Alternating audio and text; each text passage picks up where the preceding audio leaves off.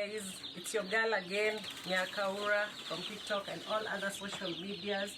Today it's not about the fish, today it is poultry farming. But before that, read this. Never underestimate. What? Never underestimate a woman fueled by prayer. Every day I start my day with prayers, and everything that I lay my hands on, I put them in the hands of God. So today it's all about poultry. I'll take you through from day one, old chicks, to maturity and to sales. So I'll show you how I'm placing them in the brooder. The brooder is a 1 day old. It's a place where they are kept warm, because you see they don't have their mother their mother hen to lay on them to give them warmth. So we improvise the brooding process through the lights. And as for me, I normally use electricity lights to brood them. So I'll take you through how I'll be placing them. I just brought them from the hatchery. I do Ken Chick. I do my brand is Ken Chick. So I do Ken Chick. So I'll be showing you how I'll be putting them in the brooder and how I'll be placing them to start their day. They'll start first of all with a 1 hour taking water because they are tired and exhausted, and I'll put in vitamins in their water to give them strength and glucose. As at now, see you. This is 10 liters water. Per 2 liters we put 1 teaspoon for this chick start. So this is 10 liters, we'll put 5 teaspoons. 3, 4, 5. Then you stir and you're good to go. I'll be putting in this small drinker. I'll be putting 2.5 each. I have 4 drinkers. The chicks are 200, but normally they give you some extra chicks because of the mortality issue. Sometimes you may have an accident, place a tray on them or step on them accidentally, not by choice. So normally they give you an excess of maybe 2 or 3 per 100 chicks. So you put a bit like that, then you will place them inside. This is what they'll start using before I start feeding them. Brooder. The thermometer normally is placed here. For now, they should be, as in the temperature should not go below 30 for these few days because they're still young. So our chicks are here. We've already positioned the water. The drinkers should be accessible to all of them. They are tiny and tired. Whoa, our chicks. So you place them. It starts running. There they are. Whoa.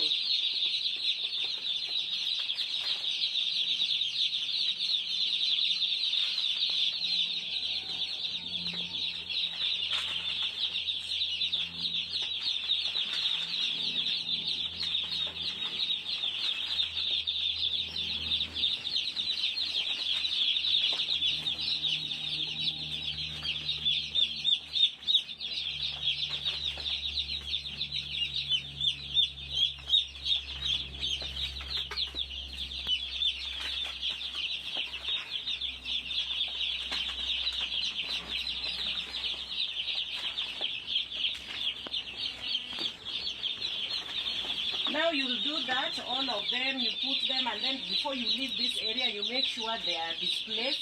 I'll show you how they'll be running and about. Right now, you see they still have that stress of moving from the hatchery to this place.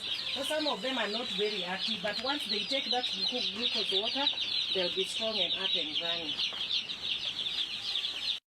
As you can see, so far the first lot is out. Some are up and running, some are still lazy, but hopefully with the glucose water, they are going to be up and about. Just did I forget?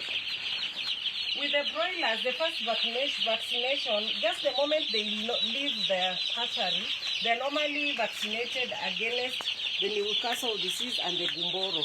So they come already vaccinated with the 2 vaccines. So I'll wait until after 14th day. That is when I'll go for another Newcastle vaccine. Then again go for another repeat of Gumboro after a few days, which I'll let you know in due course. Back to you guys again. I just wanted to let you know there are different categories of feeds, companies that provide the feeds for poultry. So we have Backbone, we have Unga, I'm not promoting any brand, but we have Fugo, we have Unga, we have Pembe, we have different categories. But for my poultry farm, I normally use Backbone. It has worked well for me. It's an East African brand. So for the broilers, normally there are different types. There are different companies with different modes of feeds.